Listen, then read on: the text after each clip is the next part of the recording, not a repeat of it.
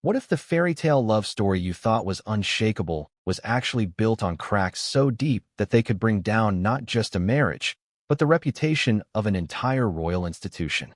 That's the shocking revelation Prince Harry has unleashed upon the world, and today, we're going to unravel it piece by piece. But before we dive into the explosive details, let's ask the one question that will linger in your mind throughout this entire story. What would you do if the person you trusted most betrayed you in the most humiliating way imaginable? This is not just a rumor, not just a headline designed to spark gossip. No, this is Harry himself finally admitting that the whispers weren't entirely false. The whispers about Meghan. The whispers about a bodyguard. The whispers about what he claims he saw with his own eyes. And in his own words, chilling and unforgettable, he says, "I caught them in my bed."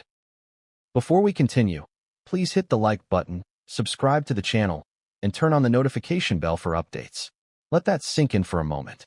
Because behind that one sentence lies a web of contradictions, secrets, and betrayals that span years. But how did we get here? How did the boy who once symbolized the rebellious, but loyal, heart of the monarchy find himself standing in front of the world confessing this kind of humiliation? To understand that, we need to rewind. We need to trace the story not from the scandal itself, but from the fantasy that captured the world's imagination, the union of Prince Harry and Meghan Markle. Think back to 2018, the wedding watched by millions, the fairy tale the press couldn't stop feeding us. The idea of an American actress breaking centuries of tradition to become a duchess in one of the most powerful families in the world. At that time, Harry was glowing. He was grinning like a schoolboy who had finally found his soulmate. And Meghan? She walked down that aisle looking like every Disney princess rolled into one moment of royal perfection. It was the happily ever after people wanted to believe in, especially after Harry's history of loss, trauma, and longing for real love after Diana's tragic death. But here's the question I need you to think about. Was the story too good to be true from the very beginning? Because even while the crowds were cheering, even while the media swooned over Meghan's poise and modern charm, there were whispers. Whispers about ambition. Whispers about her temper behind closed doors. Whispers about her ability to manipulate narratives. And whispers, most dangerously, about her closeness with a certain man, someone who wasn't a prince, but a protector. At first, Harry ignored them. Of course he did.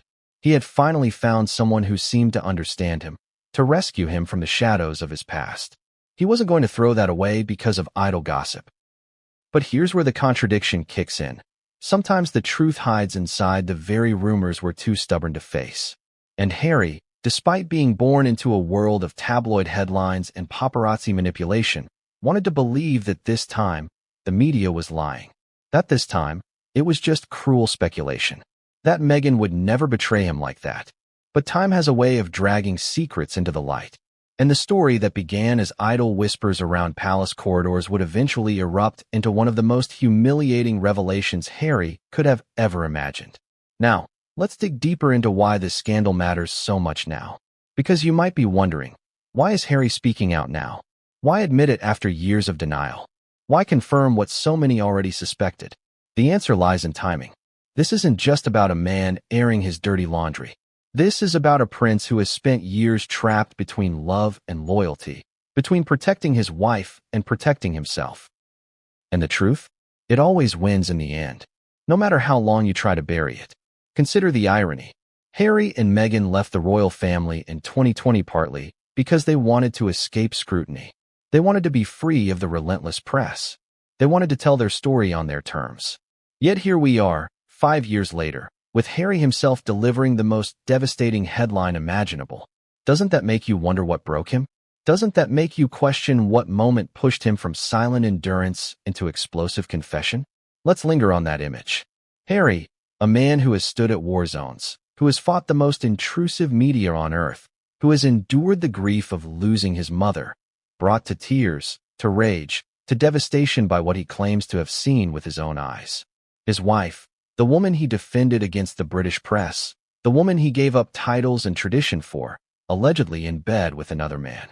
Not just any man, a man paid to protect them both. That is betrayal layered on betrayal. That is trust shattered in its most intimate form. And the truth is, the bodyguard rumors never truly went away. Even when Harry and Meghan were presenting a united front in interviews, documentaries, and staged photo ops, people whispered, people noticed, people questioned. And yet, Harry stayed silent. Until now. You see, the real power of this revelation isn't just the shock value of the cheating itself. It's what it says about the entire fairy tale we've been sold for years. If Meghan was capable of this betrayal, what else was hidden? If Harry was willing to finally admit the rumors were true, what else has he been covering up? And here's the kicker. What will this mean for the future of the monarchy, for the Sussex brand, for the very image Meghan has worked tirelessly to create? I want you to really think about that. Because scandals don't just break marriages. They break empires. They rewrite history. And in this case, they may very well destroy the last shreds of credibility Harry and Meghan had left in the eyes of the public. Now let's step into the psychology of it. Imagine being Harry in that moment. Imagine walking into your own bedroom, expecting comfort, expecting safety, expecting love, and instead, finding betrayal staring back at you from the very bed you share. It's not just about the act, it's about the space. The most private, intimate space of all. Can you see why those words, "I caught them in my bed," carry so much weight? They aren't just a confession. They're an indictment of everything Meghan represented to Harry. And here's where I want to ask you directly. Would you have forgiven her? Could you have walked away? Or would you, like Harry, have stayed silent for years, protecting her, protecting the illusion, until the weight of the truth finally broke you? These are not easy questions. And they cut to the core of what makes this story resonate so deeply with people around the world. Because betrayal, unlike titles or crowns, is universal. We've all felt the sting of trust broken, of love used against us. That's why this story matters. That's why it hits so hard. Because even though Harry is a prince, at the end of the day, he is just a man, and heartbreak is the great equalizer. But here's the thing, we've only just begun. We've only scratched the surface of how this scandal unfolded, how the rumors started, how the palace staff reacted, how the media spun it, and how the royal family may have responded behind closed doors. And trust me, the deeper we go, the darker it gets. Because while Harry's confession is shocking, it's only the beginning of a chain reaction. A chain reaction that would pit husband against wife, son against family, and truth against image. And when all of it collides, the fallout is something no one could have predicted. So, where do we go from here? What was the first undeniable clue that forced Harry to stop dismissing the rumors and start questioning everything he thought he knew about Meghan? That's where our story takes us next. Because once you hear what triggered his suspicions, you'll realize this wasn't just gossip. This was a ticking time bomb. And when it exploded, it tore their world apart. But what came next would change everything, and no one saw it coming. What was the first undeniable clue that forced Harry to stop dismissing the whispers and start questioning the woman he had sworn his life to? What moment broke the illusion that Meghan's loyalty was unshakable? It started quietly, not with fireworks, not with screaming headlines, but with something so small it could have been overlooked. If Harry hadn't trusted his gut, have you ever had that moment where someone's story just doesn't line up? A glance too long, a detail forgotten, a time that doesn't match. That's how it began for Harry. He had lived his whole life in the crosshairs of scandal. He knew the smell of a lie before it fully surfaced. But this time, it wasn't a headline in the press. It was right inside his home. One evening, Meghan said she had a late-night meeting. Nothing unusual. After all, she had countless projects, endless Zoom calls, constant demands on her schedule. But when Harry called her phone an hour later, it went straight to voicemail. Not once, not twice, repeatedly. Now, that in itself could be explained away. Bad signal, dead battery, simple excuses. But when she returned later that night, Harry noticed something he couldn't ignore. Her perfume. Sounds trivial, doesn't it? But think about it. Perfume is personal. It lingers. It tells a story. And that night, Meghan didn't smell like her usual designer scent. She smelled like cologne. Masculine. Heavy. Not hers. Harry brushed it off at first. Maybe she hugged a colleague. Maybe she passed someone in a crowded room. But in the back of his mind, a seed was planted. And once that seed was there, every little inconsistency began to grow roots. This is where irony kicks in. Harry, the man who had spent years attacking the press for their invasions, now found himself becoming his own investigator, watching Meghan's movements, listening closely to her words, measuring her silences. Have you ever found yourself second-guessing someone you love so deeply that it feels like you're betraying them just by asking questions in your own mind? That's where Harry was. Then came the warning from a friend. A quiet conversation. A hesitant tone. Mate, I don't want to say this, but you might want to look closer. Those words haunted him. Because when even the people closest to you start noticing something off, how long can you keep pretending it's all in your head? The staff whispered too. Small things at first. Uncomfortable glances. Sudden resignations. Arguments behind closed doors. Reports of shouting. Harry wanted to believe they were exaggerating. That his marriage, his Meghan, couldn't possibly be the source of such chaos. But the contradictions piled up, like stones building a wall between them. And then came the late-night call. Harry was in another room of the house when Meghan's phone rang. She didn't answer, but the name that flashed on the screen, he recognized it. Not a girlfriend. Not a family member. Not a professional contact. No, it was the name of someone who was supposed to protect both of them. A name that should never have crossed the boundaries of duty and intimacy. The bodyguard. Pause for a second. Feel the weight of that realization. The man Harry trusted with his wife's safety. The man he allowed inside their most private world. The man whose entire role was built on loyalty, suddenly connected to his wife in ways no one could explain. Harry's stomach dropped. His hands shook. He didn't confront her right away. Instead, he stored it, locked it away like evidence. But from that night on, he couldn't unsee the pattern. The glances exchanged between Meghan and the bodyguard. The way conversations seemed to stop when Harry entered the room. The subtle tension, like electricity, buzzing in the silence. And let's not forget the cruelest irony of all. Harry's own mother, Diana, had lived with rumors of betrayal. The echoes of history haunted him. Was he doomed to repeat the same cycle? Was the woman he had chosen following the same script that had destroyed his parents' marriage? Think about that for a moment. A boy who grew up in the shadow of scandal. A man who swore he would never put himself through the same torment. And yet here he was, standing on the edge of the same abyss. So he began to question. Quietly, carefully. He watched Meghan's explanations.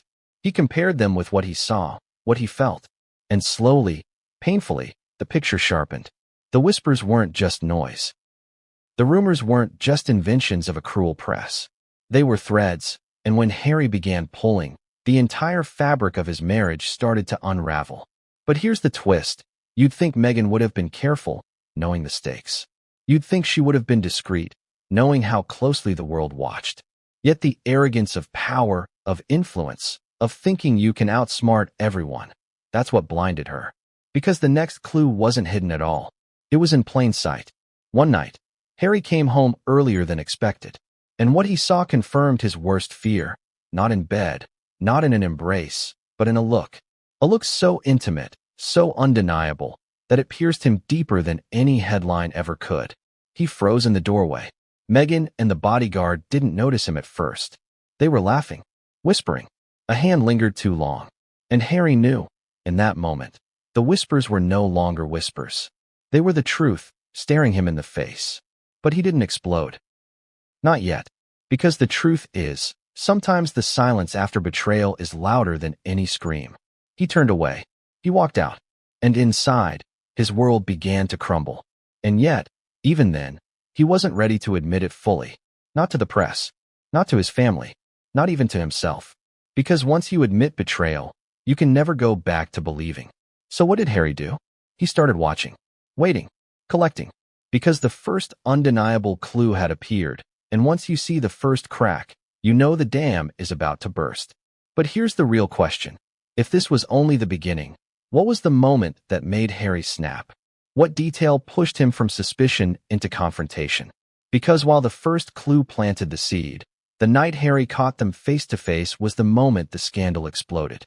And when it did, the fallout was more devastating than anyone could have imagined. But what came next would change everything, and no one saw it coming. What happens when suspicion finally collides with undeniable proof? What happens when the whispers in the hallways, the glances across the room, and the phone calls at midnight can no longer be explained away? That's exactly where Harry found himself. The night the world he thought he knew collapsed in front of him. Picture this, a quiet evening in their California home. Harry was supposed to be away. Meghan believed she had the night to herself.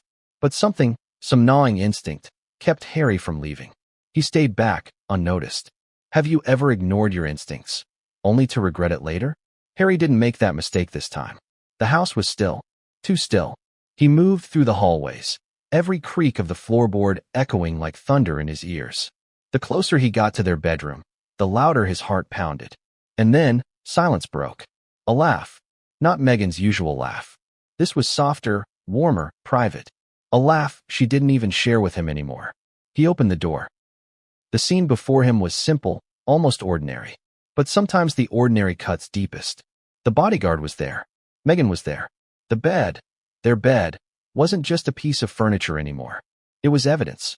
And Harry's words, heavy with pain, would later confirm it.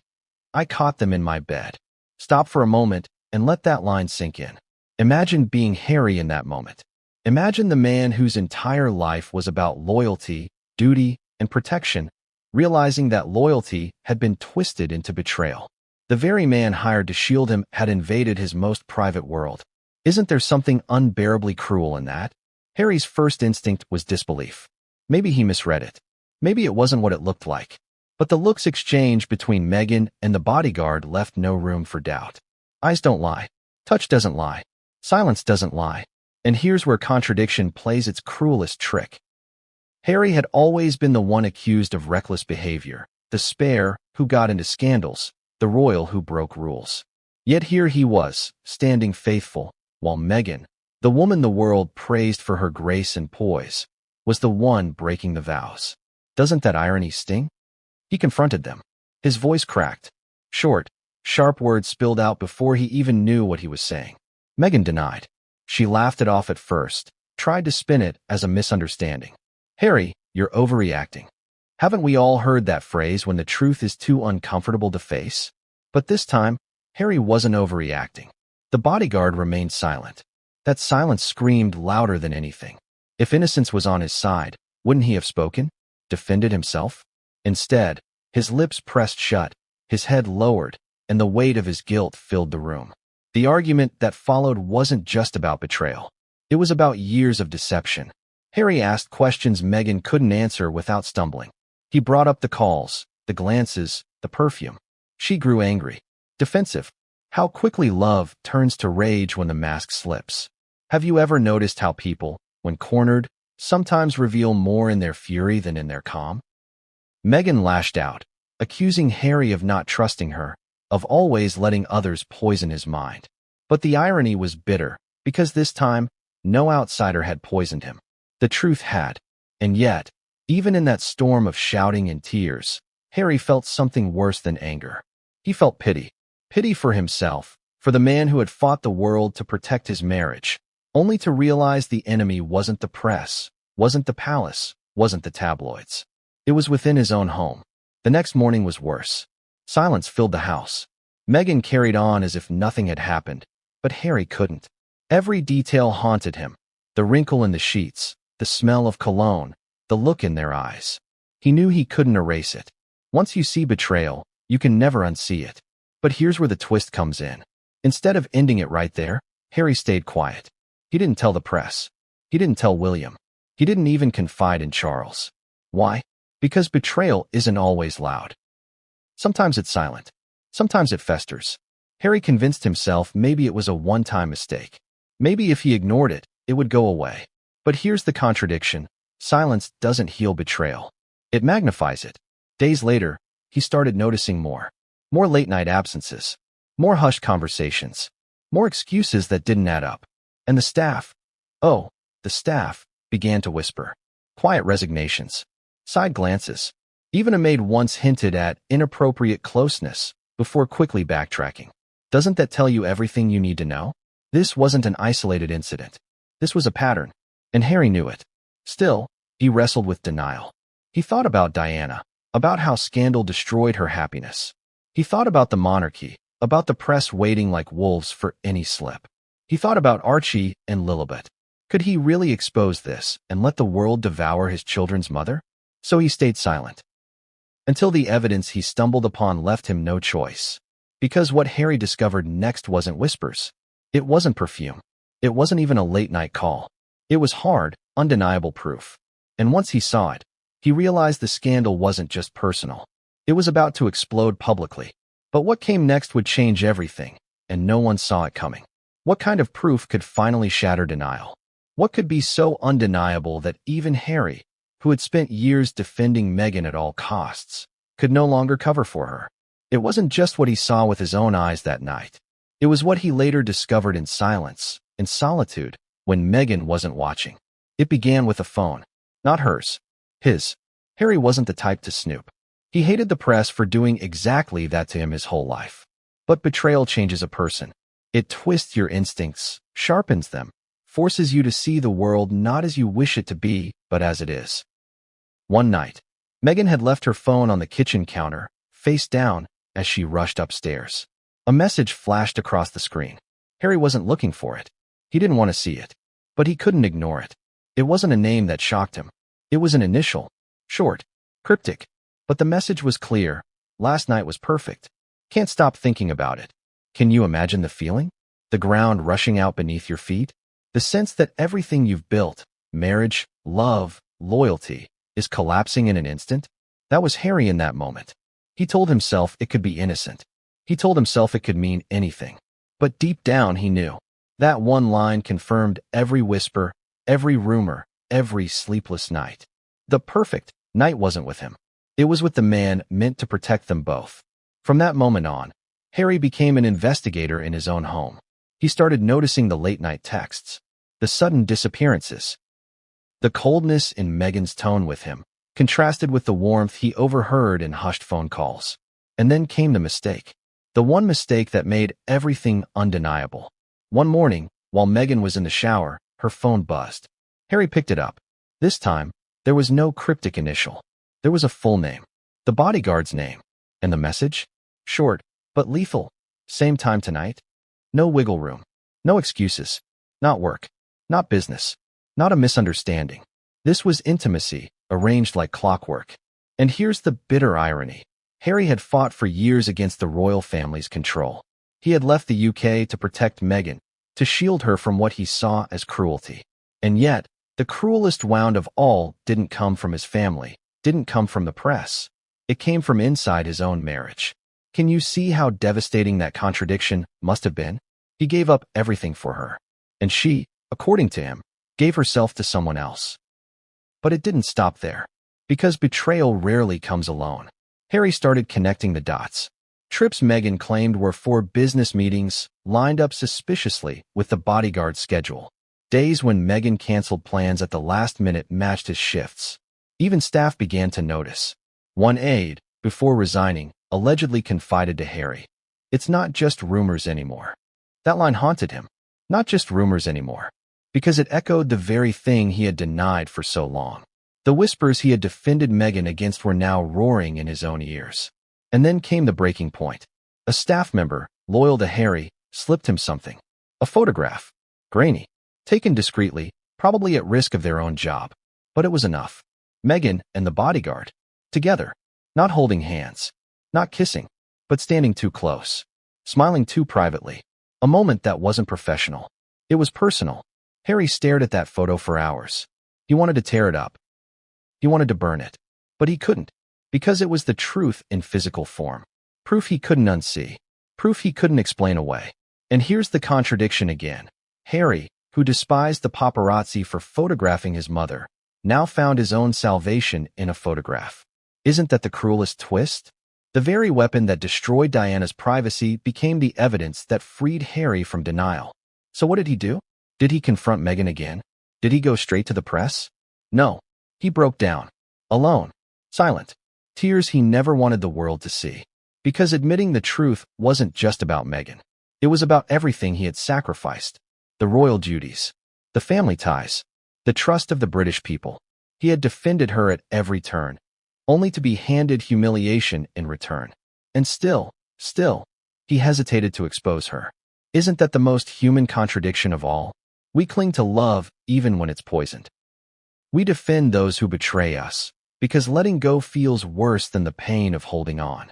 But make no mistake, Harry knew. The proof was there.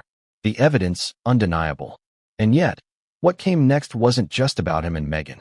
Because when the palace staff got involved, when the whispers reached Charles and William, when the royals themselves began to circle, suddenly this wasn't just Harry's secret anymore. It was about to explode into the family, into the monarchy, into the world. But what came next would change everything, and no one saw it coming. What happens when a secret slips from the confines of a marriage and seeps into the walls of a palace already heavy with history, betrayal, and scandal? That was the turning point for Harry. Because until now, the pain was his to bear alone. But once staff began to whisper, once the corridors of the royal machine began buzzing with suspicion, the story was no longer just his private nightmare. It was a ticking bomb that threatened the entire monarchy. It started with staff resignations. One by one, members of Meghan and Harry's household staff quietly handed in their notices. Officially, they blamed stress, personal reasons, or better opportunities. But behind closed doors, their real reasons leaked like water through a cracked vase. They couldn't handle the chaos, the screaming matches, the tension that made the grand halls of Frogmore Cottage feel more like a battlefield than a home. Now here's the question. Have you ever worked in an environment where the tension was so thick you could barely breathe? That was the staff's daily reality. And in the hushed conversations between them, the whispers took on a sharper edge. Meghan was too close to someone she shouldn't be. And not just anyone. The bodyguard. At first, Harry dismissed it as gossip. The staff had always been wary of Meghan, hadn't they? He told himself they were exaggerating, bitter about her Hollywood ways. But then one evening, his most loyal aide, a man who had stood beside Harry for years, through deployments, through the chaos of his youth, spoke plainly. "Sir, I don't mean to overstep, but you need to know, the rumors aren't just rumors anymore." That one line. Simple, direct, a blade to the chest. Harry's world spun. He wanted to scream at the aide, to tell him he was wrong. But deep down, Harry knew he wasn't. The late-night texts, the mysterious absences, the photograph he still kept hidden in his desk drawer. It was all aligning in a way he could no longer deny. And then came the confession. Not from Meghan, not from the bodyguard, but from another member of staff, someone whose voice shook as they revealed what they'd seen. An argument. A door left slightly ajar. Meghan's laugh echoing in a place it shouldn't have. The bodyguard's hand on her arm for too long. These weren't tabloid fantasies. These were eyewitness accounts from inside his own home. Here's the contradiction, though. Harry had always despised leaks. He had built his life around controlling the narrative, pushing back against the media's distortions. And yet here he was, clinging to the very leaks he once hated, because they were the only pieces of truth that confirmed what his heart already feared. Think about that. The man who spent years fighting the tabloids was now relying on whispers and confessions from staff to piece together the reality of his marriage. And then came the night of the secret text messages. Harry wasn't looking for them. But sometimes, truth finds you when you least expect it. A staff member, shaken, handed Harry a printed copy of messages accidentally intercepted through a work device. They weren't explicit. They didn't have to be. One line was enough to ignite a firestorm in Harry's mind. "You know I'll always protect you, no matter what." The weight of that sentence wasn't in the words themselves. It was in who wrote them. The bodyguard. Do you see the cruel irony? The man sworn to protect Harry was pledging protection of a different kind to Meghan, and not the kind that comes with earpieces and bulletproof cars. Harry's hands shook as he read those words. Protection had turned into possession. Loyalty had twisted into intimacy. The betrayal wasn't just personal anymore. It was institutional. A fracture within the very system designed to keep them safe. Now pause here. Imagine the humiliation. Not just as a husband, not just as a man, but as a prince, a son of Diana, a grandson of Elizabeth. The monarchy was already fragile in the wake of Megxit, already struggling to keep its image intact. And now, the very foundation of Harry's marriage was about to collapse under the weight of scandal. And it wasn't just the staff anymore. Word had reached the upper tiers. Quietly, carefully, but it had reached them. Charles knew. William knew. And knew. And with that knowledge came a decision. This couldn't remain private forever. The whispers were becoming headlines waiting to be written. The tabloids were circling, hungry. The family couldn't afford another Diana-esque scandal. And then, just when Harry thought he had heard every warning, every confession, every whisper, Another revelation landed like a grenade. Because hidden in those intercepted messages was something darker. Something not about love, not about protection, but about secrecy. One line that chilled Harry more than anything else he had uncovered. No one will ever find out. He'll never know. That was the moment Harry realized the betrayal wasn't just emotional. It was calculated, planned, covered up. And if there was one thing Harry couldn't forgive, it was deceit that deliberate. But what came next would change everything, and no one saw it coming. What happens when betrayal shifts from whispers and hidden texts to a confrontation that leaves no more room for denial? What happens when the pain explodes, when silence can no longer hold back the storm? That was the night Harry finally snapped. Up until this point, he had been collecting evidence like a man afraid of his own shadow. Watching, waiting, piecing together fragments. But betrayal has a way of building pressure, like a kettle left too long on the stove. Eventually, it whistles. Eventually, it bursts. And Harry's breaking point came one evening when the lies and excuses collided with the truth he could no longer hide from himself. It was late. Meghan had said she was out for a meeting, again. The excuse was tired, worn, almost insulting in its predictability. But Harry stayed up this time, sitting alone in the darkened living room. Hours passed. The clock ticked louder with every minute. Midnight came and went. Then 1 o'clock. Then 2. Finally, he heard the sound of the door unlocking. Meghan slipped in quietly, as though she didn't want to wake him. But Harry was already there, waiting. He didn't say a word at first. He just looked at her. Isn't it strange how silence can be more terrifying than shouting? Meghan shifted uncomfortably, her eyes darting away. That was when Harry broke the silence with the question that had been burning in his chest for months. Where were you? Her response was instant, rehearsed. Work. You know how it is. But this time, Harry didn't let it slide. He pulled out the printed messages. The photo. The proof that had been eating him alive. He laid them on the table in front of her. The room went still. The mask slipped. And Meghan's face, usually composed, charming, unshakable, flashed with panic for just a second before she recovered. Think about that moment. The rawness. The power shift. For years, Harry had been the defender, the protector, the one shielding her from criticism. And now, for the first time, he was the accuser.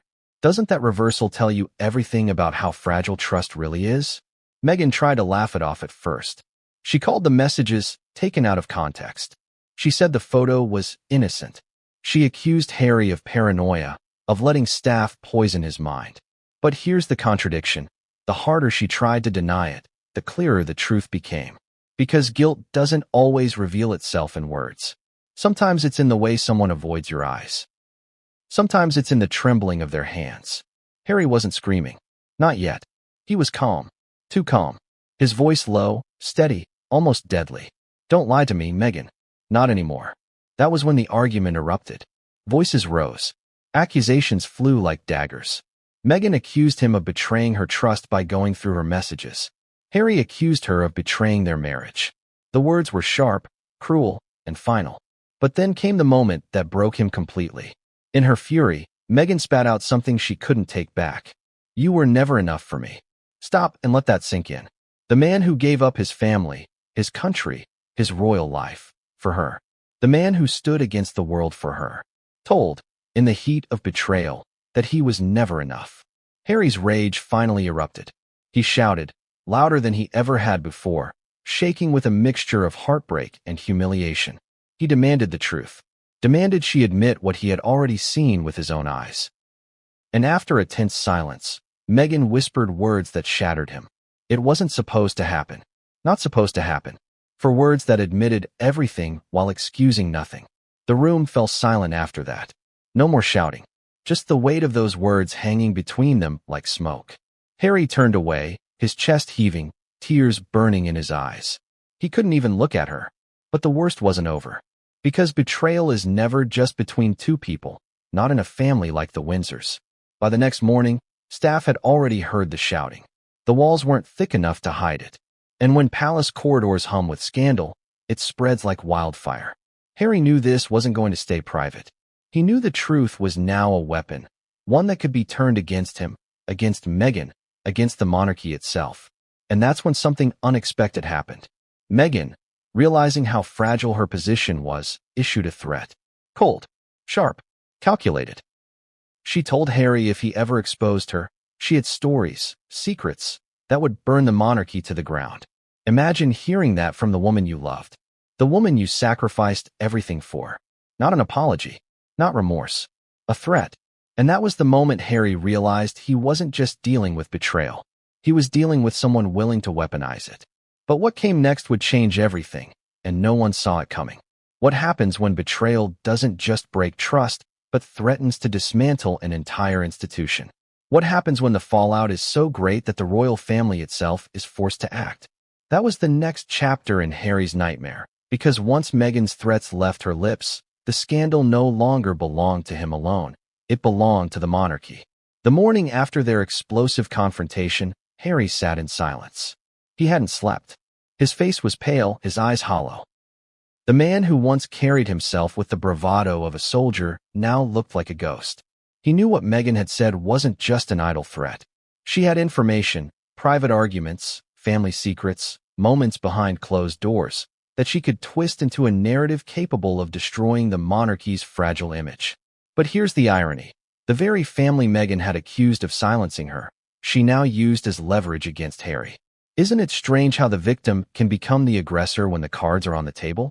Harry confided in one of his closest aides. For the first time, he admitted what had happened. The aide listened in silence, but the look in his eyes told Harry everything. This was bigger than him now. Within days, whispers traveled through private corridors, reaching ears Harry had hoped would never hear them. Charles was told. William was told. And the conversation behind palace doors was brutal. Think about the position Charles found himself in. His reign already strained by scandal, illness, and division. His youngest son now admitting to betrayal, not just personal, but institutional. How could he protect the monarchy when its cracks were exposed by its own members? William's reaction was different. More emotional. More protective. He had always been wary of Meghan, always skeptical of her intentions. Now, with this betrayal confirmed, his fury boiled over. He should have listened, insiders whispered, he said. But beneath the anger was pain. Pain for his brother. Pain for the monarchy. Pain for the image of Diana's sons standing united now collapsing in public humiliation. And yet, the most devastating response didn't come from Charles or William. It came from Anne, Princess Anne, the stoic, unshakable backbone of the family, reportedly told Harry in private words that cut like glass. You wanted to leave us for her. Now you see where loyalty lies. Can you imagine hearing that from your aunt? The one who had quietly supported you through Megxit? The one who had offered counsel when the rest of the family was ready to shut the door? That kind of cold truth doesn't sting, it burns. But here's the contradiction. While the family whispered and fumed, Harry himself was torn. On one hand, he wanted to protect Meghan, even in betrayal. On the other, he couldn't ignore the avalanche her actions had unleashed. And then came the breaking point, the leak. Somehow, somewhere, word slipped to the press. A tabloid ran a headline that didn't name names but hinted heavily. Royal bodyguard too close for comfort? The article was vague, filled with speculation, but for Harry, it was like a match thrown onto gasoline. Meghan exploded in fury. She accused Harry of leaking the story himself. He denied it, but the damage was done. The public was now circling. The press began digging. Old photos resurfaced. Rumors once dismissed as fantasy suddenly seemed credible. And the bodyguard? Silent. Always silent. That silence became its own form of confession. Now here's where it gets darker. The royal family began to discuss consequences, not just for Meghan, but for Harry. There were whispers of titles being stripped, of removing him from positions of influence, of further distancing him from the line of succession. Harry was cornered, betrayed by his wife, judged by his family, stalked by the press. Alone, utterly alone. But even then, even as the walls closed in, Meghan's threat echoed in his mind. If you expose me, I'll destroy them all. So what did Harry do? He chose silence, again. For the moment, he buried the truth. He pretended. He smiled for cameras when he had to. He played the role. But inside he was unraveling. And that unraveling would lead to something no one could have predicted. Harry himself finally going public. Not through leaks. Not through rumors. But in his own words, with his own voice, in a confession that left the world stunned. Because the day would come when Harry could no longer hold it in. The day he would utter those now infamous words, "I caught them in my bed." And once those words left his lips, there was no going back. What happens when silence becomes unbearable? When the truth you've locked inside your chest threatens to crush you from within? That was the stage Harry had reached. The storm had been brewing for months, but it was the moment he finally spoke the words out loud. His words, not leaks, not rumors, that shook the world. Picture Harry alone in California, pacing in a room that once represented freedom. The walls were lined with photos of him and Meghan smiling, portraits carefully staged for Netflix, the carefully curated Sussex story. But those photos now mocked him. They weren't memories, they were lies frozen in frames. He couldn't breathe in that house anymore without feeling the weight of betrayal pressing down on him. Then came the breaking point. A journalist, trusted, not a tabloid hack, reached out, asking if Harry would like to set the record straight about his marriage, about Meghan, about the swirling speculation. At first, Harry dismissed it. He'd spent his whole life fighting headlines. Why would he hand the press another weapon? But something shifted in him. Maybe it was exhaustion. Maybe it was rage. Or maybe, for the first time in years, he wanted his voice back. And so he agreed. Quietly. Privately. Off the record, he thought. But words have a way of escaping, don't they? The journalist sat across from him, recorder off, pen in hand. Harry's hands trembled. He wasn't a boy anymore. But in that moment, he felt like one, vulnerable, exposed, aching. His voice cracked as he began. "It's not all lies," he whispered. "The rumors," he trailed off, swallowing hard. The journalist leaned closer. "What rumors?" Harry's jaw clenched.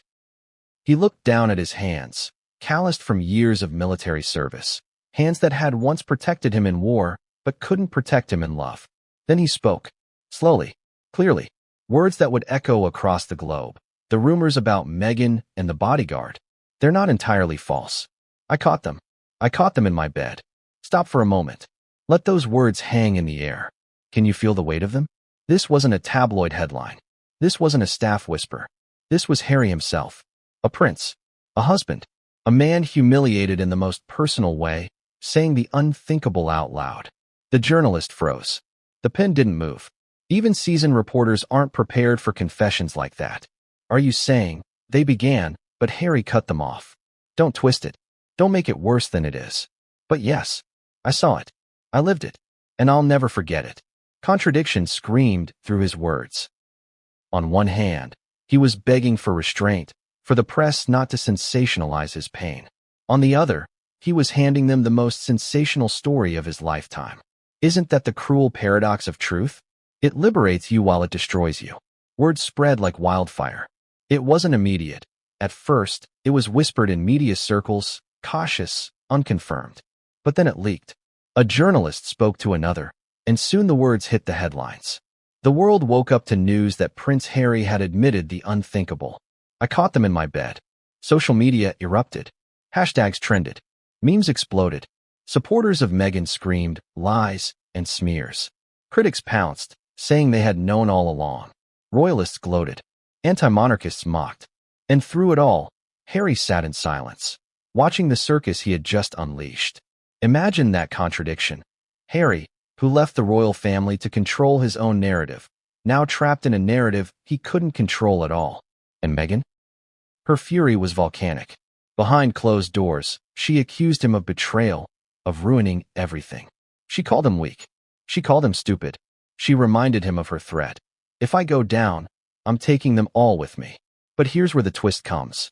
For the first time, Harry didn't flinch. He didn't cower. He didn't backtrack. He looked her in the eye and said, "Then so be it." That was the moment Meghan realized she had lost control of him. But this wasn't just about control. The confession had consequences that rippled far beyond their California mansion. The royal family convened behind palace walls. Charles was briefed. William demanded action. The press smelled blood. Hollywood distanced itself. Netflix executives panicked.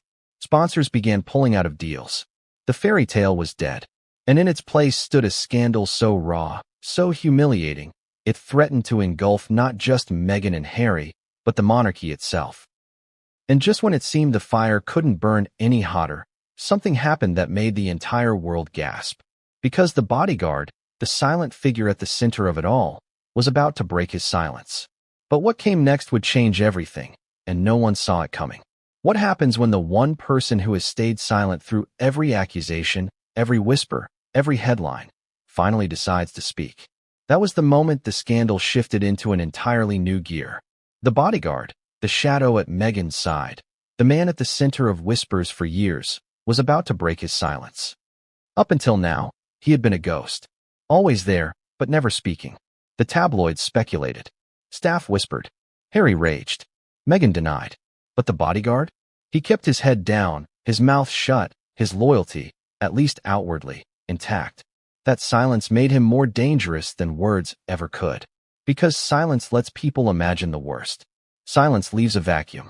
And vacuums always get filled with rumors, with lies, with fantasies. But then came the shock.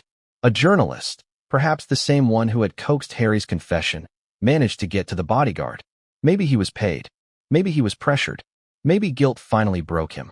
Whatever the reason, he spoke. And what he said didn't just confirm suspicions. It detonated them. He admitted that yes, he had been close to Meghan. Too close. He insisted it wasn't planned. He insisted it wasn't love. But he didn't deny what mattered most. That boundaries had been crossed. That lines meant to protect had been blurred. That the whispers weren't just whispers after all. Stop and think about that. The man paid to protect a prince became the man who betrayed him. The man who should have been Harry's shield became the dagger in his back. Isn't there something almost Shakespearean in that betrayal? Harry's humiliation deepened. Because until now, he could still cling to some shred of denial, some possibility that Meghan's threats and the staff's whispers were exaggerated. But once the bodyguard spoke, it was finished. Done. No more excuses. No more illusions. The press devoured the story. Headlines screamed. Royal bodyguard confesses to affair with Meghan. Social media erupted into chaos. Supporters of Meghan accused the bodyguard of lying for fame. Critics said it proved what they'd been saying all along. And Harry? He sank further into despair. But here's the contradiction. The bodyguard didn't stop there. He claimed Meghan had confided in him, that she told him things about the royal family. Secrets, complaints, strategies. He painted a picture of a woman not just cheating on her husband, but using intimacy as leverage to build alliances against the monarchy itself. Was he telling the truth? Or was he exaggerating to protect himself, to justify his betrayal? That question split the world in two. Some believed him, others didn't. But either way, the damage was irreversible. And here's the bitter irony. Meghan, who had always positioned herself as a victim of palace cruelty, was now accused of being the architect of her own cruelty, tearing apart the very man who gave up everything for her. The royal family was shaken. Behind closed doors, Charles fumed. William reportedly exploded in rage. Anne's disappointment was icy. And the courtiers, those men in gray suits Meghan had mocked in interviews, tightened their grip on the narrative, determined to protect the monarchy from collapse. But Meghan wasn't finished. Furious at the bodyguard's betrayal, she launched her counterattack. Through allies in Hollywood, through carefully staged appearances, through sympathetic media outlets, she denied everything. She called the bodyguard delusional. She painted Harry as unstable. She positioned herself, once again, as the victim. Have you noticed how every scandal seems to end the same way in this story? Meghan as the wounded party. Meghan as the misunderstood woman. Meghan as the martyr. But this time, the cracks in that image were showing. The world wasn't buying it. Not entirely. Too much proof had piled up. Too many voices had spoken. Too many contradictions were exposed. And here's the most devastating twist. While Meghan fought to save her reputation, Harry was losing something far more important, his dignity. He was no longer the soldier, the rebel prince, the man who had walked behind his mother's coffin with unflinching resolve. He was the betrayed husband, the humiliated man, the prince who had been deceived in the most personal way possible. And the world watched in fascination, pity, and disbelief. But what came next wasn't just about humiliation. Because when betrayal reaches this level, it stops being private. It becomes political, strategic, calculated. The monarchy had a choice to make. Protect Harry, or protect itself. And the decision they made would change everything, and no one saw it coming. What happens when the monarchy itself steps into the storm, not to comfort, but to contain? When the institution Harry was born into decides that his pain is less important than its survival. That was the brutal reality he was about to face. The royal machine doesn't deal in feelings. It deals in optics, reputation, preservation, and the whispers of Meghan's scandal, now amplified by Harry's confession and the bodyguard's own words, had grown too loud to ignore. The monarchy could no longer afford to treat it as Harry's private nightmare. It had become a public crisis. Behind palace walls, meetings stretched late into the night. Senior courtiers gathered with Charles, William, and Anne. The agenda was simple but devastating. How to protect the monarchy from Harry's humiliation. Here's where the contradiction bites hardest. For years, Harry had accused the palace of abandoning him and Meghan to the wolves of the press. Now, in the hour of his deepest humiliation, he wanted their support. He wanted his father, his brother, his family to rally behind him. But instead, the monarchy did what it has always done. It chose self-preservation over sentiment. Reports whispered of Charles slamming his hand on a table, declaring, "This cannot destroy the crown." William, ever the strategist, reportedly argued for drastic measures. "We have to cut him out before he drags us all down." And, practical and unflinching, gave the coldest advice of all. He made his choice when he left. Now he lives with it. Can you imagine hearing those words if you were Harry? The family you gave your life to, the blood that runs through your veins, treating you not as a son, a brother, or a nephew, but as a liability. And yet, here's the irony. Harry wasn't entirely innocent in their eyes. Yes, he was the victim of betrayal. But by speaking out, by saying the words, "I caught them in my bed," he had also dragged the monarchy into the mud. For the Windsors, betrayal may wound, but public exposure is the unforgivable sin. The solution they landed on was ruthless. Titles were discussed. Not Meghan's this time, Harry's.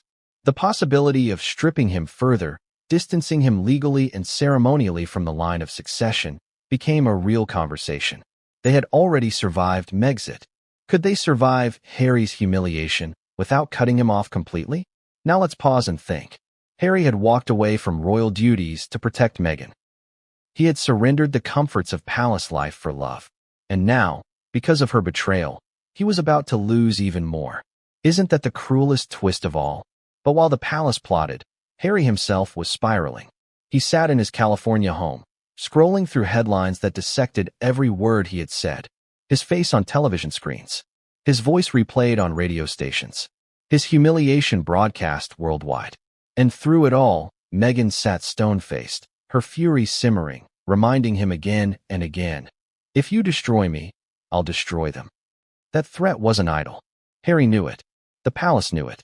Meghan had seen too much, heard too much. She had ammunition, and she wasn't afraid to use it. But here's the twist. While Meghan threatened, the bodyguard doubled down. In a follow-up interview, he didn't just admit to closeness. He described moments. Details. The kind of details that made denial impossible. "We got too close," he said. "I regret it, but it happened." Boom. Just like that, the last defenses crumbled. Meghan's narrative was collapsing. Yet, the damage to Harry was done. His humiliation was global. His family was turning against him. And the woman he gave everything for had put him in the most impossible position of his life. Betray her and risk her wrath, or protect her and keep burning himself alive. And then, just when the palace thought they had contained the flames, Meghan made her move. She called in allies. Hollywood power players. Media figures sympathetic to her cause. Carefully staged photographs began to appear. Meghan looking sorrowful. Meghan with Archie. Meghan clutching Lilibet. Images crafted to paint her as the victim once again. Isn't it ironic how quickly the narrative shifts in her hands? From accused to accuser. From betrayer to betrayed. From scandal's villain to sympathy's darling. Harry saw through it. The world was beginning to see through it. But the monarchy? The monarchy only saw one thing: survival. And in their calculus, Harry was expendable, which led to the most devastating blow of all, a decision. Quietly reached. Swiftly prepared. Ready to be announced. The monarchy was about to act. But what came next would change everything, and no one saw it coming. The announcement came like a thunderclap in a quiet room. Not on the front page, not in the tabloids first, but through a carefully orchestrated palace statement that landed like a bombshell. Prince Harry, the once beloved rebel prince, the son who had carried the weight of Diana's legacy, was being removed from the line of succession, not just symbolically, but formally. His name, once listed among future kings, would be struck. The door to a royal comeback was shutting with cold finality. Harry's reaction? Shock, disbelief, fury, the kind of raw emotion that no palace PR team could smooth over. Reporters scrambling to get a statement, cameras catching him pacing the halls of his Los Angeles estate, face buried in his hands. And Meghan, she wasn't beside him. She was somewhere else entirely, wrapped in silence, calculating her next move. This wasn't just a procedural maneuver. It was a statement, a line drawn in the sand. The message was clear: no scandal, no betrayal, no confession, even from a prince, would be tolerated if it threatened the crown's image. It was survival over sentiment, legacy over loyalty. Harry's friends were outraged. Royal commentators debated endlessly about the precedent this would set. Could the monarchy really remove a prince from the line of succession over personal scandal? The public was divided. Some said Harry had made his bed. Others saw this as cruelty beyond measure. But one thing was undeniable. The world's attention had shifted from Meghan's betrayal to the fallout it caused for Harry himself. In the palace, William and Charles watched every development closely. Every press cycle, every social media post, every interview that mentioned Harry or Meghan was analyzed. Decisions were being made at lightning speed. Advisors suggested damage control strategies, but William's approach was surgical. He didn't just want to contain the scandal. He wanted to control the narrative entirely. And then came the whispers. Sources close to the palace hinted that Harry's removal was just the beginning. Meghan's power, her influence over him, was now a liability to the royal institution. The palace needed to neutralize it, to not just remove Harry from succession, but to sever the ties that bound him emotionally and publicly to the woman who had caused so much chaos. But Harry wasn't silent. He refused to disappear quietly. Public statements, subtle social media posts, carefully leaked stories to journalists sympathetic to his plight. He began crafting his own narrative, one that spoke of betrayal, heartbreak, and the unbearable weight of being abandoned by the very family he had devoted himself to. He wanted the world to understand that this wasn't just a scandal. It was a personal, devastating blow to a man who had given everything to protect the woman he loved. The media frenzy was relentless. Headlines screamed about the fall of a prince and Harry's royal exile. Analysts dissected every aspect of his life in California: the relationships with friends, the ongoing custody battles for his children, and the influence of Meghan's allies in Hollywood. Everywhere he turned, Harry felt the pressure, the scrutiny, the judgment, not just from strangers, but from those who were supposed to support him unconditionally. Meanwhile, Meghan's narrative remained eerily controlled. Carefully staged appearances, social media posts that hinted at emotional exhaustion, interviews with loyal journalists. She maintained the image of a woman under siege, fighting against unfair scrutiny. And yet, the contradictions were beginning to emerge. Leaks from former staff hinted at a more complicated picture, one that included manipulation, secrecy, and strategic planning on Meghan's part to maintain control over both Harry and public perception. Harry's isolation grew. Friends reported that he was angry, distraught, and exhausted. His public appearances, once filled with charisma and charm, now carried an air of tension and unease. Even small gestures were scrutinized, interpreted as signs of his internal struggle. Could a prince survive such a combination of personal betrayal and institutional rejection? And then came the private moments, the ones the public never saw. Late nights pacing his home, heated phone calls with advisors, private conversations with Meghan that ended in frustration and silence. Every move he made was strategic, yet weighed down by the emotional toll of betrayal, public humiliation, and the looming shadow of the monarchy's decision. The palace, however, remained unyielding. Behind closed doors, discussions continued about further actions to protect the crown. Every press leak, every interview, every statement by Harry or Meghan was analyzed for potential impact. Damage control measures were implemented in real time, often before Harry could even react. And then, In a twist that no one anticipated, a new leak emerged. An anonymous source revealed details about the bodyguard scandal, providing more explicit accounts that further damaged Meghan's image. This wasn't just confirmation, it was a narrative weapon. It placed the palace, Harry, and the public in a position where the scandal couldn't simply be ignored or dismissed. But here's the most shocking element. The palace wasn't finished. Reports began to surface that Meghan's